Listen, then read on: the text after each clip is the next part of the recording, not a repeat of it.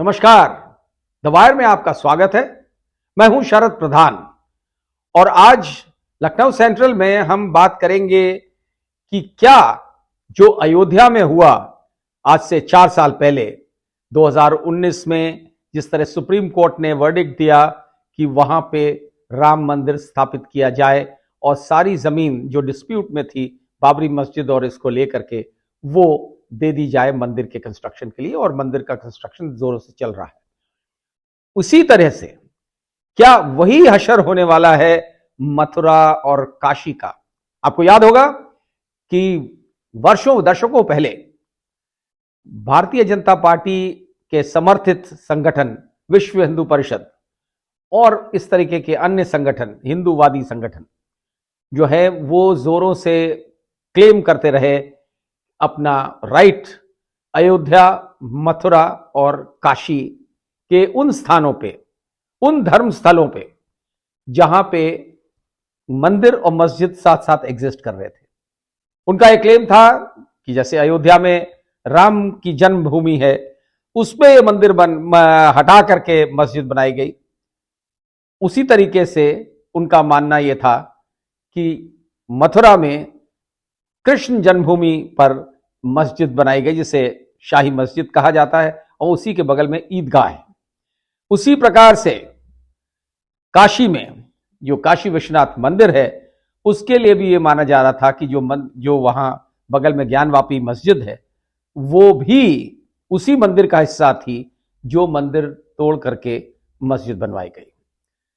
तो हमने देखा जिस तरीके से अयोध्या में हुआ और सुप्रीम कोर्ट का आदेश हुआ और वहां मंदिर जोर शोर से बन रहा है आज, और बहुत जल्द 22 जनवरी को प्रधानमंत्री नरेंद्र मोदी उसका इनॉग्रेशन करने जा रहे हैं। एक बार सुप्रीम कोर्ट का आदेश हो गया, सब कुछ जो काउंटर क्लेम्स थे वो सब ध्वस्त हो गए, और उन्हीं लाइंस पे ऐसा दिखता है कि उसके बाद से जिस तरह से तेजी पकड़ी है मथुरा और काशी में हिंदूवादी संगठनों ने, ऐसा लगता है कि वो भी उसी डायरेक्शन में जाता हुआ दिख रहा है। यानी अर्जी दी गई लोअर कोर्ट में, वहां से आदेश हो गया कि यहां पे सर्वे किया जाए। उसके खिलाफ जो मस्जिद की पार्टी थी वो हाई कोर्ट गई। हाई कोर्ट ने कहा नहीं, कोई हर्ज नहीं है, मस्जिद का सर्वे होने में कोई हर्ज नहीं है। उसके बाद वो सुप्रीम कोर्ट गए कि साहब ये जो है आदेश गलत है, क्योंकि प्लेसेस ऑफ वर्शिप एक्ट 1991 जो बनाया गया था, इसलिए कि 15 अगस्त 1947 को जितने भी धार्मिक स्थल हैं देश में, उनका जो स्टेटस था वो स्टेटस को रहेगा और वो उसे बदला नहीं जा सकता है। उसमें सिर्फ अयोध्या का एक्सेप्शन था, क्योंकि अयोध्या का मामला उस वक्त कोर्ट में चल रहा था। लेकिन आज की डेट में जब ये दलील दी गई काशी के मामले में पहले और अब मथुरा के मामले में, तो कोर्ट में इस दलील को नहीं माना। अभी हाल में सुप्रीम कोर्ट ने ये हाई कोर्ट के आदेश को स्टे करने से मना कर दिया कि वहां पे सर्वे मथुरा में किया जाए ईदगाह पे। और सर्वे का माने है जो है एक तरीके की जांच, टेक्निकल जांच, जिससे द्वारा ये एस्टैब्लिश करना कि क्या ये मस्जिद बनने से पहले वहां मंदिर था या नहीं था। तो देखिए, ये तो बड़ा ऐसा सवाल है कि सबको मालूम है किस तरीके से इतिहास गवाह है कि ऐसा हुआ है। लेकिन आज की डेट में अगर हर जगह, हर धार्मिक स्थल को इसी तरह खोदा जाएगा और जांच में ढाली जाएगी, तो शायद कोई भी धार्मिक स्थल इससे बचेगा नहीं। तो क्या हम इसलिए जी रहे हैं 21वीं शताब्दी में कि हम सारे पुराने वाकई में गड़े मुर्दों को उखाड़ें और देश में तनाव पैदा करें, हिंदू मुसलमान को लड़वाएं? क्या यह उद्देश्य है? फिलहाल ऐसा ही दिखता है कि हर मुद्दे में वोट भरा हुआ है। जिस तरीके से अयोध्या के मसले ने भारतीय जनता पार्टी को कहां से कहां पहुंचा दिया। एक जमाने में 2 सीटें थी उनकी पार्लियामेंट में, आज आप जानते हैं किस तरह जबरदस्त बहुमत है उनके पास। इसी तरह प्रकार से हर स्टेट में बार बार हिंदू मुसलमान इश्यूज दोहराए जाते हैं। इसी वजह से जो ये हो रहा है क्या ये खतरनाक नहीं? देश के लिए खतरनाक नहीं है? समाज के लिए खतरनाक नहीं है? हमारे जो एक म्यूचुअल हार्मनी है, रिलीजियस हार्मनी है इस देश में, समन्वय है, उसके लिए हानिकारक नहीं है? ये सोचने वाली बात है। क्योंकि इससे पहले काशी में यानी वाराणसी में इसी तरीके की जांच करी गई और बड़ा हंगामा रहा। बाद में सुप्रीम कोर्ट ने उसमें उस स्टेज में जाके रोक लगाई जब उन्होंने वहां का वजू खाना, जो जिसमें मुसलमानों की मस्जिद के पास हमेशा वजू खाने होते हैं, तो उसको जब उसको लेके क्लेम करा हिंदू पक्ष ने कि नहीं, इसमें जो वजू खाना नहीं है, ये तो एक और शिवलिंग है, उस वजू खाने के फुवारे को शिवलिंग बता करके बहुत कुछ क्लेम किया गया। ये कोर्ट से अभी भी तय नहीं हो पाया है कि वो वाकई में शिवलिंग है या फुवारा ही है। लेकिन मसला जो है उसने काफी देश में टेंशन पैदा कर दिया और लोग ये भूल गए कि अगर औरंगजेब ने उस मंदिर को गिरा करके ये मस्जिद बनाई थी और ये मान के चला जाता था कि वो, क्योंकि औरंगजेब को नफरत थी मंदिरों से, ये मान के चला जाता था, तो क्या अगर कोई शिवलिंग वहीं से 10 कदम पे 20 कदम पे एक और शिवलिंग था तो वो औरंगजेब को नहीं पता था? ये नादानी है। और वैसे ही चलिए औरंगजेब को नहीं पता था, छोड़ दिया उसने, किसी भी वजह से छोड़ दिया, तो अहिल्याबाई होलकर जिन्होंने औरंगजेब के मरने के 53 साल बाद प्राण प्रतिष्ठा करके नया ये जो काशी विश्वनाथ मंदिर है, जो जहां आज हम और आप जाके पूजा करते हैं, वो बनवाया, तो क्या उनको भी नहीं पता था कि वहां बगल में एक और शिवलिंग है? नहीं तो वो उस वक्त वहां पे भी मंदिर बनवा देते। तो ये बात पचती नहीं, उनको नहीं पता था, लेकिन आज के भारतीय जनता पार्टी के लोगों को और विश्व हिंदू परिषद के और बजरंग दल के लोगों को ये जानकारी है। ये अहिल्याबाई होलकर से ज्यादा इनकी श्रद्धा है, उनके बारे में ये एक तरीके से उनकी प्रतिष्ठा को अंडरमाइन करने का प्रयास है। बहरहाल वहां पे हुआ। अब वही चीज मथुरा में दोहराई जा रही।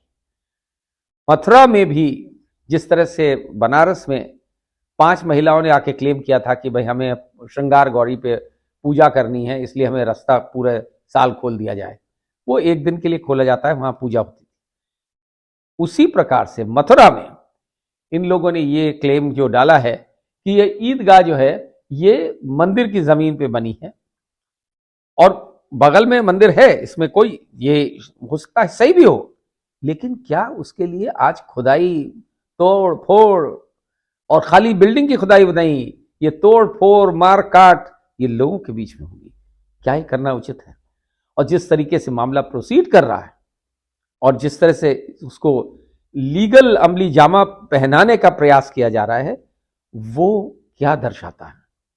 वो यही दर्शाता है कि अयोध्या में जिस तरह से इन्होंने फतेह हासिल करते हैं, वो विक्ट्री मनाते हैं, तो वही तरीका अपनाया जा रहा है यहां।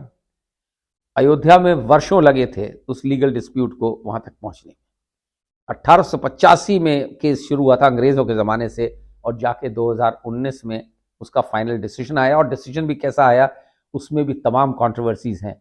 किस तरीके से आया, उस जमाने के चीफ जस्टिस गोगोई ने कैसा जजमेंट दिया, ये सारी बातें काफी विवादास्पद रही हैं कि इनके पीछे क्या हालात है, और जिस प्रकार का जजमेंट है वो भी बहुत विवादास्पद है।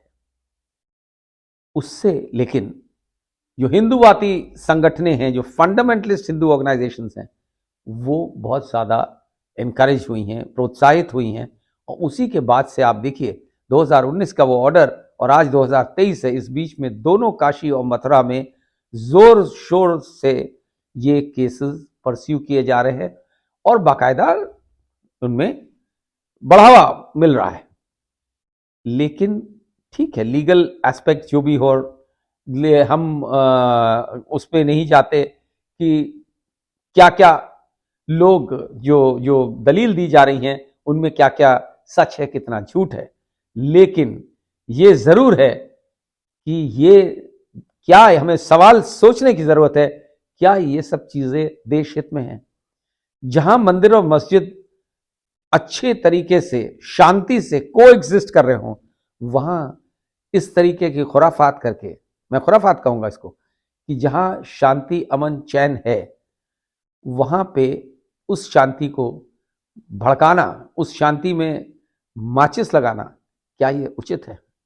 जो इसको जिस तरीके से देख रहे हैं और लोगों को साफ दिखता है कि इसके पीछे वोट की राजनीति है। और ये ठीक है, आज बड़ा अच्छा लग रहा है कि हिंदू जैसा चाहते थे वैसा होता जा रहा है, और उनको सो कॉल्ड उनके क्लेम्स जो हैं वो सही साबित हो रहे हैं। लेकिन ये कहां तक ले जाएंगे? सब जानते हैं, जिस देश में वर्षों तक तमाम मुसलमान राजाओं का राज रहा और वो आके यहाँ बस गए, जो मुस्लिम्स आए, चाहे वो मुगल्स हों चाहे वो यहाँ बसे, वो अंग्रेजों की तरह यहाँ खाली शासन करके वापस नहीं चलेंगे। तो ये ऐसे हुए होंगे। ये हर कॉन्करर जो जीतता था, जो किसी दूसरे की जमीन, उस जमाने में राजाओं का जमाना था, और तमाम ऐसे इंसिडेंट्स हैं जहां इसलिए लड़ाई नहीं हुई थी कि वो राजा बाहर वाला जो है मुसलमान है और यहाँ वाला हिंदू है, वो अपने वर्चस्व को बढ़ाने की बात थी। जमीन की हर जगह हुआ है, लेकिन क्या उसके बाद फिर खोदा जाता है कि नहीं अब तो वापस वही ले आ जाए, उसी दौर में चला जाए? तो ये सब चीजें हमें और हमारे देश को कहाँ ले जाएंगी, ये हमें और आपको बहुत सोचने की जरूरत है। द वायर के और वीडियोस देखने के लिए सब्सक्राइब करें और बेल आइकन पर क्लिक करें। स्वतंत्र पत्रकारिता की आर्थिक मदद करने के लिए डिस्क्रिप्शन में दिए गए लिंक पर जाएं और अपनी राशि चुनें।